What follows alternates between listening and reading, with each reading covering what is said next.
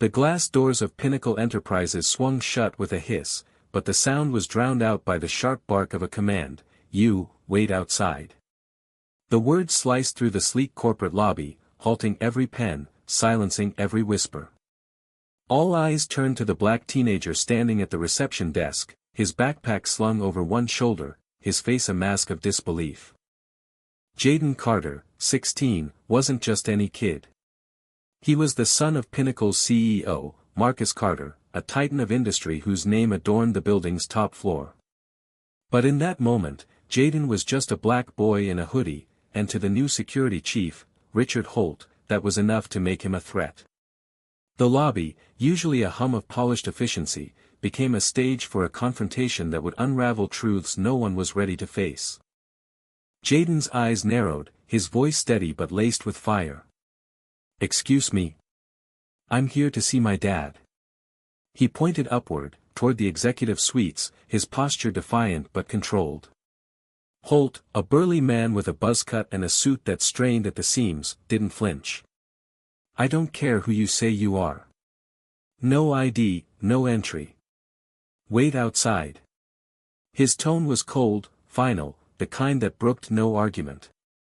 The receptionist, a young woman named Emily, fumbled with her headset, her face paling as she glanced between Jaden and Holt. The air grew thick, every onlooker holding their breath, sensing the storm about to break. Jaden didn't move. He wasn't raised to back down, not by his father, who'd clawed his way from a one-bedroom apartment in Oakland to the C-suite, nor by his mother, a civil rights lawyer who taught him to stand tall. But this wasn't just about him. It was about the weight of every glance that had ever followed him in a store, every assumption that had ever shadowed his steps. He could feel the eyes of the staff, some curious, some uncomfortable, a few sympathetic, boring into him. He set his jaw. "I'm not going anywhere." Holt stepped closer, his shadow looming. "You're testing me, kid. Don't make this harder than it needs to be." The threat hung heavy, and for a moment, the lobby felt like it might combust. Emily's hands trembled as she reached for the phone, whispering, "I'll call Mr. Carter." But Holt shot her a look that pinned her in place. "Don't. I handle this." His voice was a low growl, and Emily shrank back, her eyes darting to Jaden with an apology she didn't dare speak. The standoff stretched, seconds feeling like hours. Then, a voice cut through the tension like a blade. "What the hell is going on here?" Marcus Carter strode into the lobby, his tailored suit impeccable, his presence commanding. His eyes locked onto Jaden, then Holt, and the fury in his gaze was a force of nature. The staff, already on edge, seemed to collectively recoil. Marcus's voice dropped, lethal in its calm. "Why is my son being told to wait outside my own building?" Holt blinked, caught off guard, but he recovered quickly. "Sir, I was just following protocol.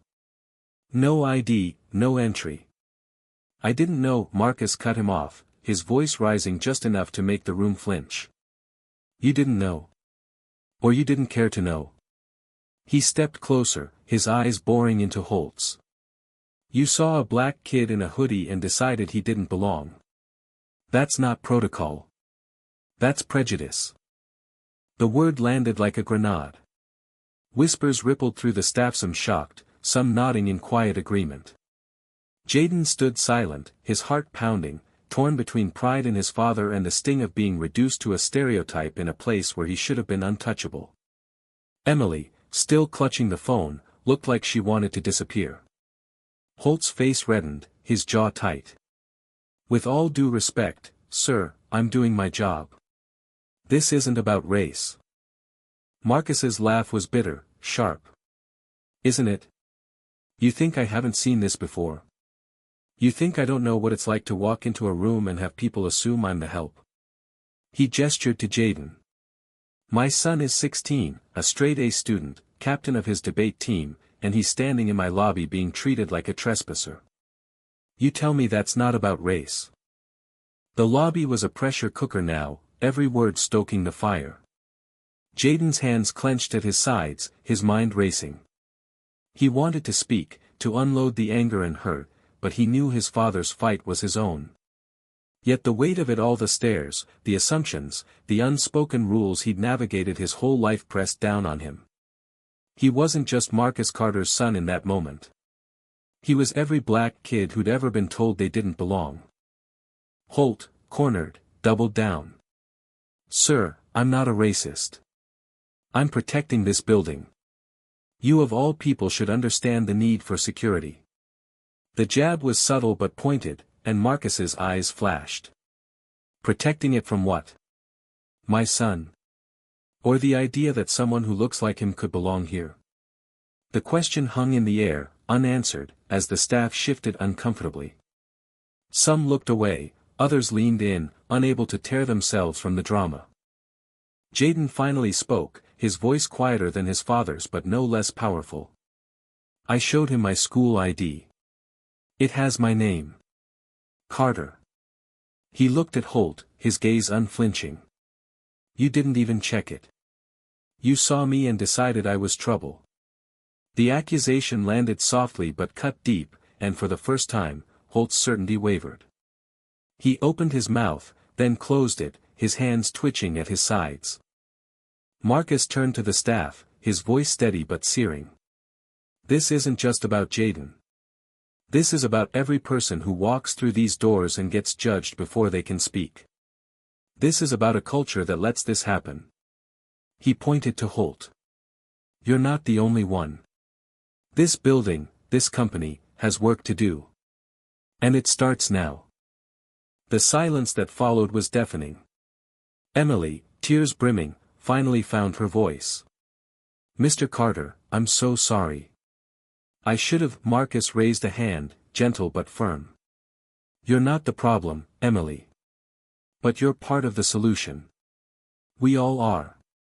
He looked at Jaden, his expression softening. "Let's go upstairs, son." But Jaden didn't move. His eyes were still on Holt, searching for something: an apology, an acknowledgement, anything. Holt's face was a mask, but his shoulders sagged slightly, a crack in his armor. Jaden spoke again, his voice steady. "I don't want an apology. I want you to think about why you did this. And I want you to remember it." The words hit harder than any shout. Holt's jaw tightened, but he said nothing. The staff, still frozen, watched as Jaden and Marcus turned toward the elevators. The ding of the doors felt like a release, but the tension lingered, a ghost in the room. As the elevator closed, Jaden caught a glimpse of Emily, her hands still trembling, and Holt, staring at the floor. Upstairs, in the quiet of Marcus's office, father and son sat in silence.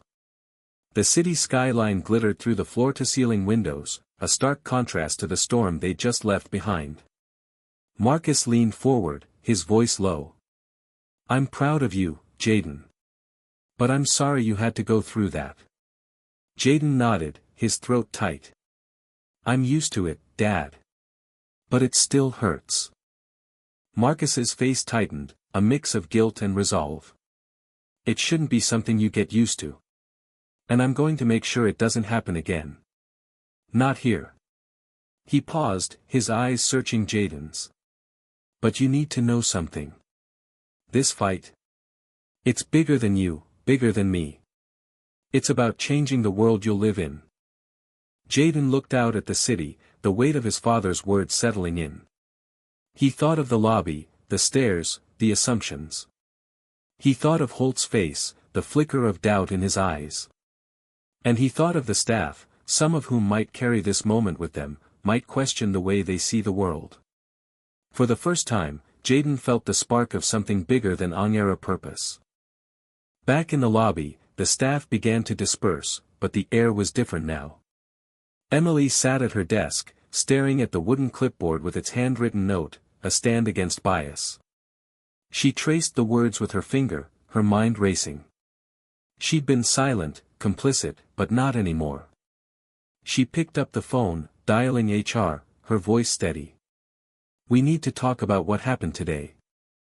Holt, still standing by the glass doors, watched the city lights flicker on. He hadn't apologized, hadn't backed down, but Jaden's words echoed in his head.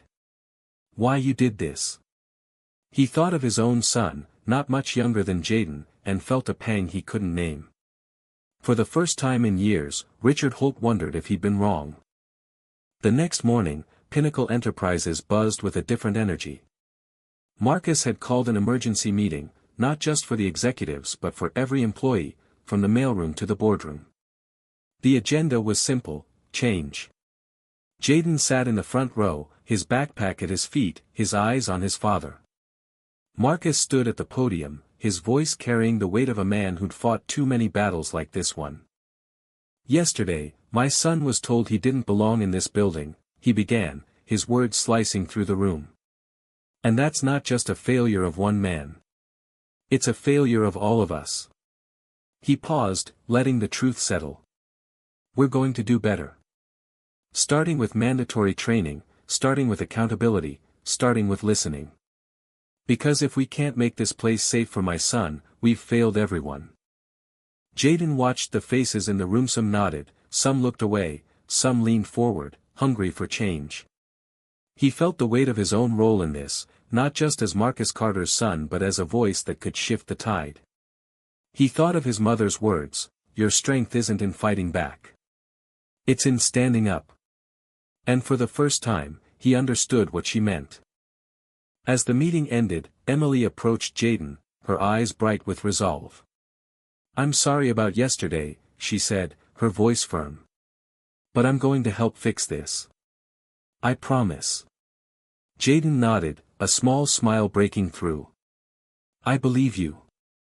The meeting room at Pinnacle Enterprises was a sea of faces, each reflecting a different truth.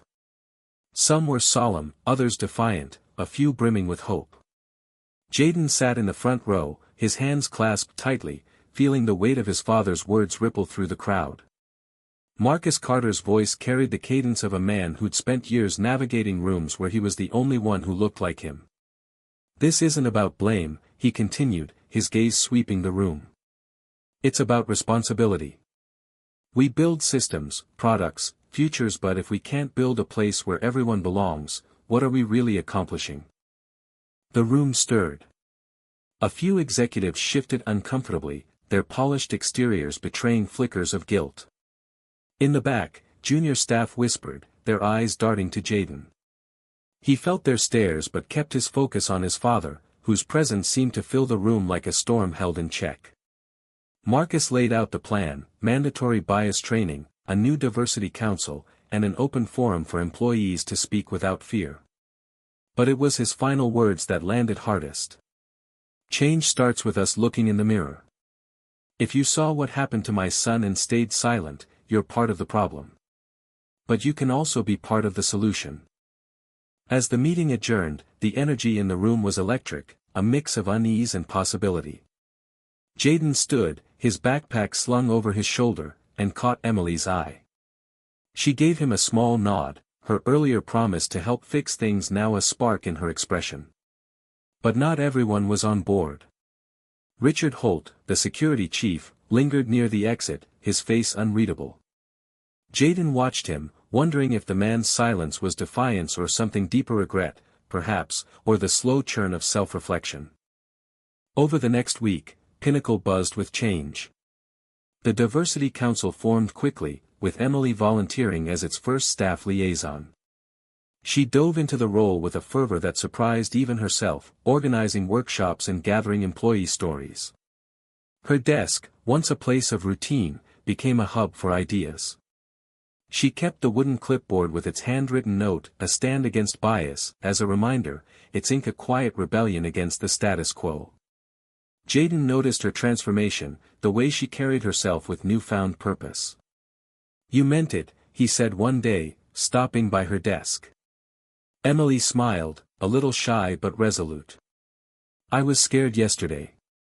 I'm not anymore." But change wasn't universal. Holt remained a stubborn holdout, his interactions clipped, his presence a shadow over the lobby.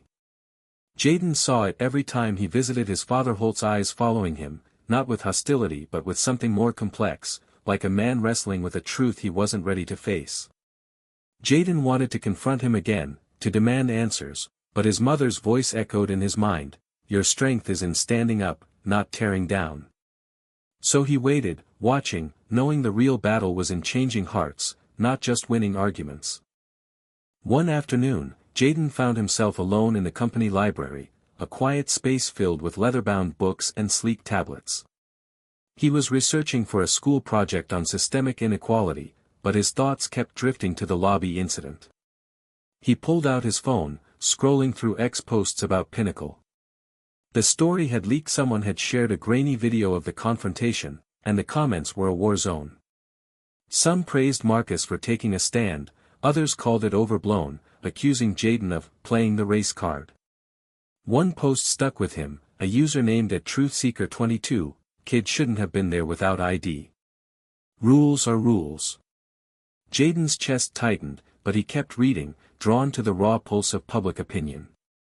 Then he heard footsteps. Holt stood in the doorway, his security badge glinting under the fluorescent lights. Jaden tensed, his hand gripping his phone. Holt didn't move closer, just stood there, his voice low. "I saw the video online. People are talking." Jaden's eyes narrowed. "Yeah. They're saying a lot." Holt hesitated, his usual swagger absent. "I didn't mean for this to blow up. I was doing my job." Jaden leaned forward, his voice steady. "Your job was to check my ID. You didn't. You saw me and made a choice." Holt's jaw tightened, but he didn't argue. For a moment, the two stood in silence, the weight of their words filling the room. Then Holt spoke, softer now. "My son's your age. Plays basketball. I'd lose it if someone treated him like I treated you." The admission hung there, raw and unexpected. Jaden didn't know what to say, so he nodded, letting the moment breathe. Holt turned to leave, then paused. "I'm not saying I'm wrong. But I'm thinking about it." It wasn't an apology, but it was a crack in the wall, and for Jaden, that was enough for now. The weeks that followed saw Pinnacle transform. The bias training sessions were intense, led by experts who didn't shy away from hard truths. Employees shared stories, some of microaggressions, others of outright exclusion. A custodian named Maria spoke of being ignored by executives. A marketing analyst named Raj admitted to staying silent when he saw bias unfold. Each story chipped away at the company's polished facade, revealing the human cost of complacency. Jaden attended every session, not as Marcus Carter's son but as a voice in the room. He spoke once, his words simple but piercing, "I just want to walk into a place and not have to prove I belong." The open forum became a turning point. Employees packed the auditorium, some skeptical, others eager. Emily moderated, her voice steady despite her nerves. When a senior manager questioned the need for all this change, Jaden stood, his heart pounding. "It's not just about me," he said, his eyes scanning the room. "It's about the next person who walks through those doors and gets judged before they can speak. If we don't fix this now, it'll keep happening." The room was silent, then erupted in applause, not universal, but enough to shift the tide. Even Holt, standing at the back, clapped once, his face unreadable. Marcus watched his son with quiet pride. That night, over dinner, he said, "You're leading, Jaden. Not just following my footsteps, but making your own." Jaden shrugged, a teenager's nonchalance masking the fire in his chest. "I just want to make things better, Dad." Marcus nodded, his eyes glistening. "You already are." The ripple effects spread beyond Pinnacle. The X video went viral, sparking debates about race, privilege, and corporate culture. News outlets picked up the story, framing it as a microcosm of America's broader struggle. Jaden read the headlines, some fair, others sensationalized, but he focused on the comments from everyday people, parents, students, workers who saw themselves in his story. One post, from a user named @HopeRising, read, "This kid's courage is what change looks like. Keep standing tall." Jaden saved the screenshot, a reminder that his voice mattered. Holt's journey was slower, messier. He attended the training sessions, sitting in the back, his arms crossed. But he listened. One day, he approached Emily, his voice gruff. "I want to help with the council. Not saying I'm perfect, but I'm here." Emily, surprised, nodded. "We need everyone, Mr. Holt. Even you." It was a small step, but it mattered. Holt began mentoring younger security staff, emphasizing de-escalation and awareness. He never spoke to Jaden again, but Jaden noticed the Chanhayan nod in the hallway, a softer tone with visitors. By spring, Pinnacle unveiled a new initiative, the Carter Equity Fund, named not for Marcus but for Jaden. It funded scholarships for underrepresented youth and partnered with local schools to teach leadership and advocacy. Jaden spoke at the launch, his voice steady, his words his own. "This isn't about fixing one moment," he said, the crowd hanging on his every word. "It's about making sure no one else has to feel what I felt. We're not done, but we're starting." The applause was thunderous, and Emily, now a council co-chair, beamed from the sidelines. The lobby incident became a turning point, not just for Pinnacle but for Jaden. He carried the weight of it differently now, not as a wound but as a spark. He joined his school's social justice club, channeling his energy into projects that amplified marginalized voices. His mother, watching him grow, said, "You're not just my son anymore. You're a leader." Jaden laughed, deflecting, but he felt the truth of it in his bones. As summer approached, Pinnacle's lobby felt different, warmer, more human. The wooden clipboard still sat on Emily's desk, its message a quiet testament to change. Jaden walked through the glass doors one afternoon, his head high, his ID untouched in his pocket. No one stopped him. Holt, at his post, gave a small nod, and Jaden returned it. It wasn't friendship, but it was progress. The world outside Pinnacle kept turning, its debates and divisions as fierce as ever. But inside those walls, something had shifted, a spark of accountability, a commitment to listen, a willingness to grow. Jaden knew it wasn't perfect, knew the fight was far from over. But he also knew he'd helped start something, and that was enough to keep him moving forward. What do you think? Where do you stand on the line between right and wrong, justice and misunderstanding, in a world where bias runs deep? Share your voice, because stories like this don't end, they evolve with every perspective.